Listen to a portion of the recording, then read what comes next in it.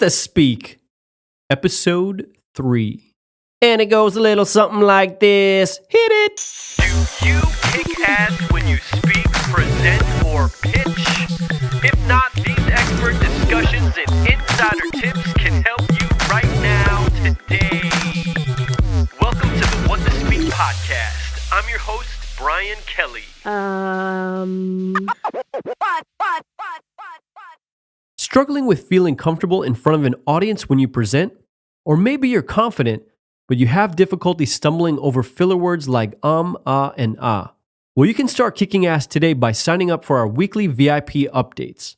As a bonus, you'll also receive 11 free tips that will uncover 6 psychological secrets to public speaking, plus 5 tips on how to stop using filler words. Go to whatthespeak.com/VIP.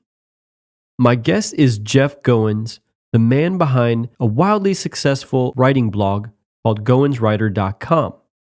In addition to serving over 100,000 followers to his website, Jeff has recently embarked on a journey as a public speaker. His story is something that I think has incredible takeaways and insights for those of you just looking to start. Jeff pulls back the curtain on some of the fears and difficulties he had in the beginning and how he's been able to turn that into something that is now becoming a big part of his business. I think you're really going to enjoy what Jeff has to share. Jeff, I am really excited to have you here today. I've been looking forward and very eager to talking with you about your experiences with speaking. So thanks so much for showing up. It's my pleasure, Brian. Thanks for having me. Great. So I want to just jump right in and talk about some of the reasons why you've avoided public speaking in the past.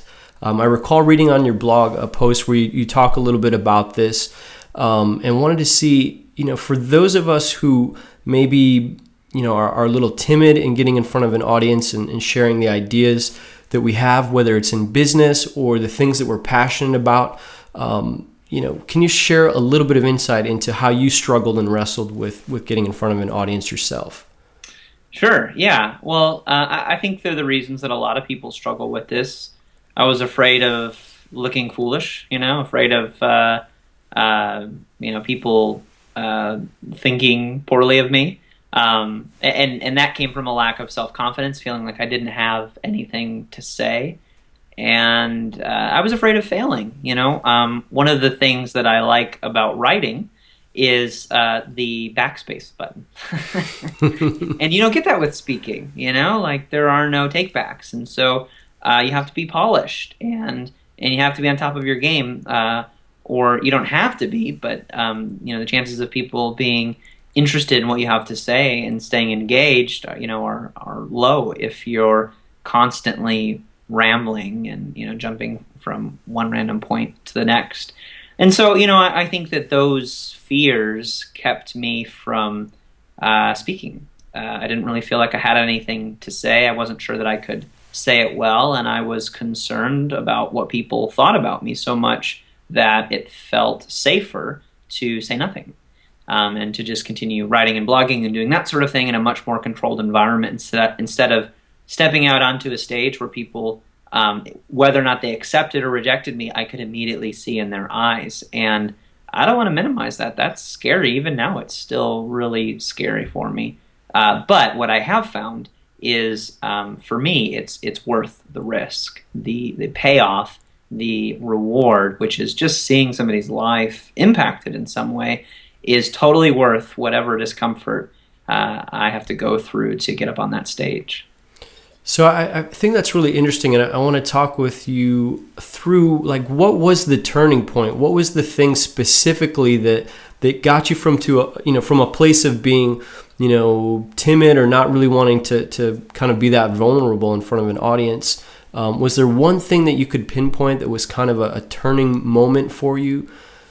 Yeah, I think that I don't know what other people are like, but I feel like adulthood has been this series of lessons that I learned in childhood, having to relearn them in adulthood. And so one of those lessons is overcoming shyness. I've always been very shy in public, but once I got to know you, I would open up a lot. And so as a kid, I was always shy around strangers. And my mom, I think, encouraged me to start acting in plays because I came from a house that was very vocal, and everybody was used to being heard, whether or not other people wanted to actually listen to them. And so, we yelled. And so I had no problem being able to project my voice, which, in fourth or fifth grade is pretty much all you need to get cast in the school play, is being able to speak from stage and have people hear you. And so I started acting a little bit in middle school and then high school and then even in college. But then I fell out of that and, became an adult and got a job, which involved me sitting at a computer 8 hours a day, and started to get shy again and started to get afraid of putting myself out there, and dressed it up in sophistications like, oh, I don't need to do that, or that was another, that was back then, but this is now, and there's no reason for me to do that. So how I got started was, once again, I sort of had to force myself into the spotlight a little bit and sink or swim.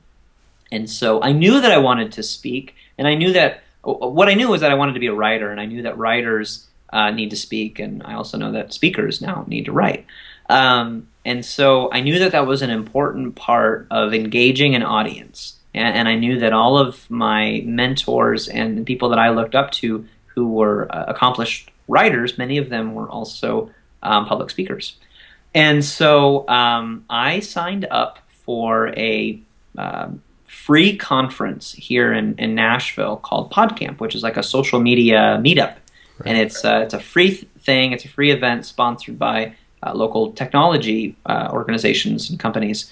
And the speakers are mostly crowdsourced. Once in a while they'll have like a keynote that they'll fly in or something, but they're crowdsourced from the local community of experts. And so all you have to do to get in is apply. And so I did. I applied, and I said, well, if I get accepted, I'll do it. I'm not going to get paid. That's not the point. It's just an opportunity to speak in public, know that there's going to be an audience there, and if I fail, nobody was paying me, so there's a little bit less risk. And if I succeed, well, that's great. I mean, now I've got a few gigs under my belt. And so I applied. I got accepted, and you could log in on the website and see how many people signed up. And so a few days before, I noticed that 70 people had signed up for my session. I go, wow, that's great. That's good. I feel good about that. And I was working a day job and busy with my blog and doing a bunch of other things. And so I procrastinated preparing for the speech until the last possible minute. And so the night before, after my wife has gone to bed, I'm staying up working on my slides. And randomly, I decided to check the website and see how many people had registered. And almost 200 people had registered for my talk. Wow. At which point I just started freaking out. So basically, I stayed up the whole night tweaking my slides and notes and just obsessing over it because I didn't want to screw up in front of 200 people. Slept 3 hours, woke up the next day, almost slept in, rushed to downtown Nashville, drank a bunch of coffee, and just rambled in front of people for about an hour. But about halfway through the talk, I said something that just caused people to die laughing. And it must have been, the caffeination or something. And when that happened, I started to loosen up. I started to really enjoy it. And by the end of the talk, I mean, most of the room was just, they were standing, they were applauding. They loved it. I have people that have emailed me years later saying that was the first time that they connected with me or started following my blog or whatever. And so I thought I would do it and it would be okay. And I would go, okay, I'll decide whether or not I want to keep doing this. And it was such a success in terms of how people responded to it. I mean, I've gone back and listened to that video, and it's not a very good speech, but for whatever reason, the chemicals in the air were just right that everybody enjoyed it. And more importantly, I really enjoyed it. I just felt this sensation that I didn't necessarily feel when I finished writing something. I felt like I'd made a connection, and I knew that I wanted more of that. Mm. Yeah, I think that's really important. I mean, what you described actually sounds like almost a recipe for disaster. Thank you. And the fact that you were able to kind of, have it be a positive experience is very cool. But I think the important thing for a lot of us to note is that really just getting out there and putting it all out on the line and sharing your message, the thing that you're most passionate about or the thing that you have a strong area of expertise, and to connect with others is really at the end of the day what it's all about. And so thanks for sharing that story. I appreciate that. Yeah, my pleasure. So you talked about this a little bit, but I want to explore it some more. Is like, why do you believe that it's important for writers and bloggers to learn how to speak better, to become better speakers? Well, I think becoming a better speaker actually makes you a better writer. And I could say, vice versa as well. But I attended an event a few years ago. So after this happened, I went to a conference, connected with a speaker there. He told me that he had a speaking conference. We just stayed in touch, and I was like, well, this is something I want to do more of. And so I attended that conference. I learned how to speak in public, and I knew how to do that, I thought, but I didn't really have any sort of system for planning a message. And so once I learned a system and tweaked it and modified it till it was more my own, I realized I need a system for blogging, and I need a system I sort of had a system for writing books because that's given to you by the publisher. But I didn't really have one for blogging. And so learning how to speak, because as I said before, if you're speaking and you can't keep people's attention, they're falling asleep, they're yawning, they're looking at their watches or iPhones or whatever, And when you're writing, you don't always know. I mean, this is the scary part about writing a book. It takes a year to write it, and another year to publish it, and another year to find out what people thought about it. When you're speaking, you know immediately. And this is the scariest but most gratifying part of this type of communication. And so learning immediately what connects with people and what doesn't. I mean, it's what I like about blogging. It's almost instant feedback. And so I like that experience because I have learned that some of the things that I have done as a writer aren't necessarily engaging or important to communicating my message. They're just filler. They're just distraction. Yeah. And so being a speaker has made me a better writer. And I mean, the other reason I would say for that, which I mentioned earlier, is if you have a message, and you're a writer, it's probably not enough for you to just sit on a keyboard, and peck away at it. I had a great conversation with a guy named Jonah Berger, who's an author, has a great book called Contagious, New York Times bestseller, and he talks about how ideas spread and the power of word of mouth.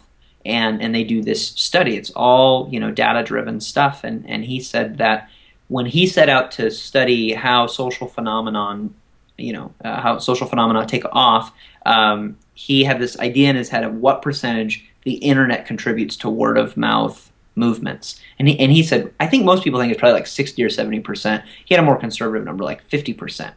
Their research indicated that word of mouth that's driven by the internet, Twitter, social media, blogs, that's Facebook, that sort of thing, is 7%. Yeah.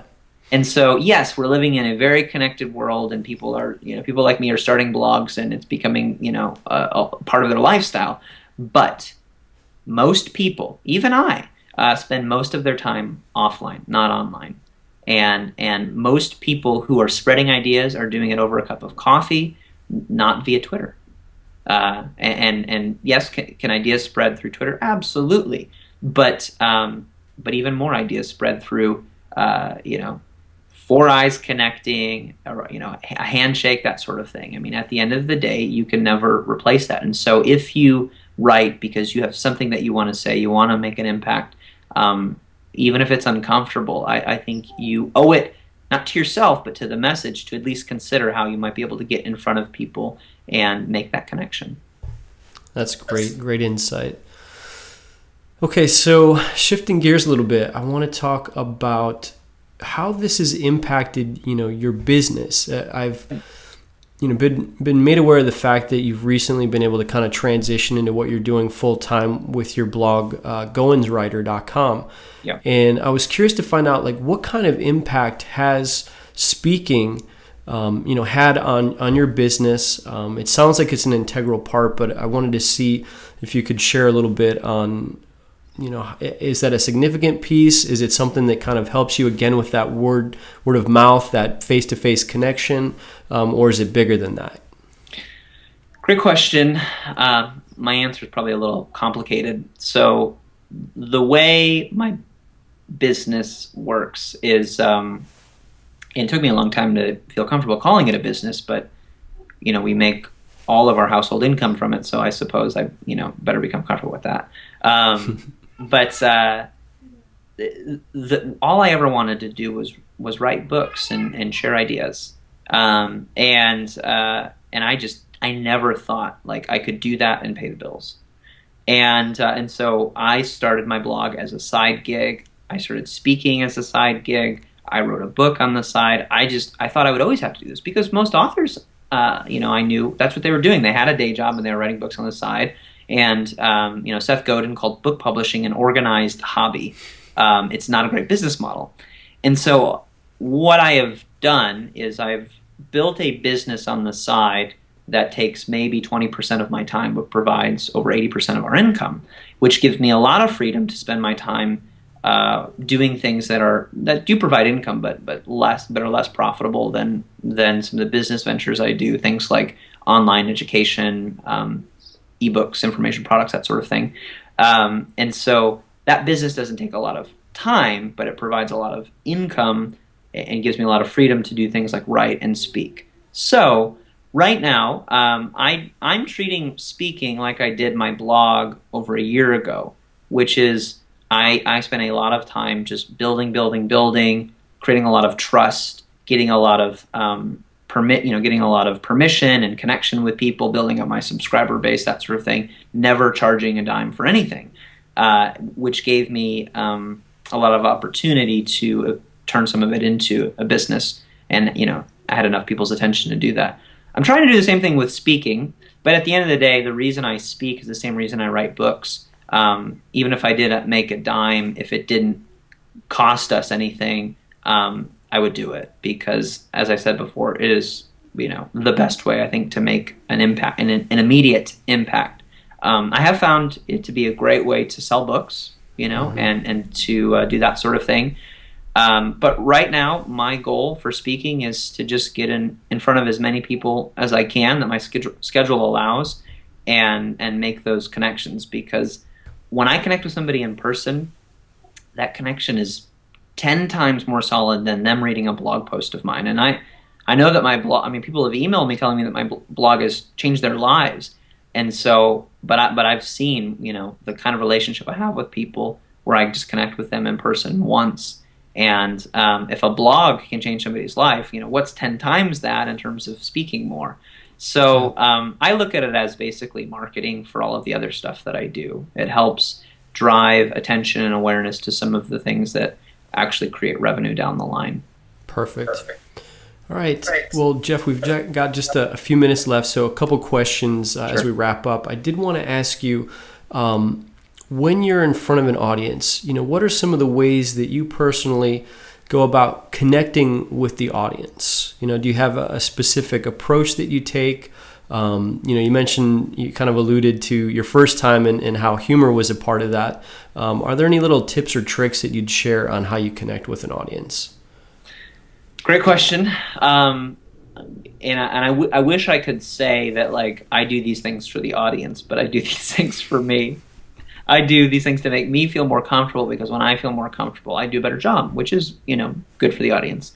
But if I can't get even a cheap laugh out of the audience, like there's this stiffness that in the room that I feel, they feel. There are studies about how laughter releases chemicals and actually relieves tension. And so it is really important to me to get people to laugh early. And it's not that hard to do. A gimmick that I've been doing for a while is, I'll make a crack either about Harry Potter, because people say I look like Ron Weasley, and I'll go, I know you're disappointed that this isn't a Harry Potter convention, and won't be signing autographs. Or I'll talk about how I don't look old enough to drive, and I'll like show my driver's license or something, because people are always, I'll tell people that I'm 30 and they're surprised, like, you look so young. I'm like, yep, I know, and my voice will probably crack, and that's okay, but I promise you, I can drive an automobile. So laughter is really important to me, and I love telling stories, and so if I can get people to laugh and I can tell a story and I know it connects, that's I feel good. In addition to that, I try to pick a handful of people that I will like lock eyes with and make a point and make sure they receive it and then move on. I mean, these are, tactics that I've learned from other people. But beyond that, I'm just trying to practice and learn from experience. Great. Yeah. Well, the last question I have is about really, one thing that I've heard about and I've seen in some of the videos that you've got of you speaking is really the key thing, aside from humor and those ways that you connect with the audience, is the practical takeaway. Can you talk a little bit about how you build in these, you do it a lot on your blog, which is great. You have very actionable information. How do you go about doing that with your presentations and building that into the content that you're going to be speaking on when you get in front of a group? Sure.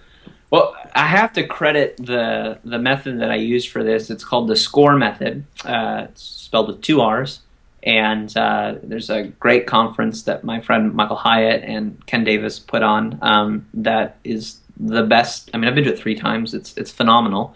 But I use that method, and that method requires some takeaway, some action. And so the method that I use doesn't allow for you to just get up and speak, and to just tell a story and go, well, there you go. There has to be action. The whole point of it is to connect with people and then lead them somewhere, create some kind of change. And so just kind of very simply what that looks like is, for me, a speech has to answer one of 2 questions, but usually not both: why or how.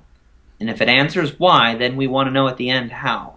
Like, you convinced me of this, but what am I supposed to do next? And so the end will always be quick little takeaways, the next step or what have you. If it's how, the whole talk is these takeaways, but then there still has to be some final crux that brings it all together. And so because I go into a speech asking those questions, I don't feel like I have to retrofit practicalities into it. The whole nature of the speech is practical. That said, I may spend 40 minutes telling a story in the last 5 minutes bringing it home. But without bringing it home, I think people, there's this dissonance, this angst they feel that they don't know how to resolve. And it's your job, it's your job to challenge people, make them feel uncomfortable maybe, but it's also your job to give them something that they can hold on to. And how I do that really depends on the audience, but I'm always asking those questions: why and how, and what that means for the audience, and how I can leave them with something that they can take home. Perfect. Well, that ends on a great note. So thanks again, Jeff, for your time. It was a blast having you here and sharing some of the insights that you've gleaned from your time diving into the speaking world. So thanks again. Thank you, Brian. If you liked what today's guest had to share in our discussion, you may want to grab an audio copy of their latest book for free by going to WTSaudiobook.com. That's WTSaudiobook.com. All right, here we go with the outro. Thanks so much for joining us today on What to Speak. Be sure to visit whattospeak.com for show notes on every episode and to sign up for our email list to stay updated on resources that'll help you kick ass when you speak, present, or pitch.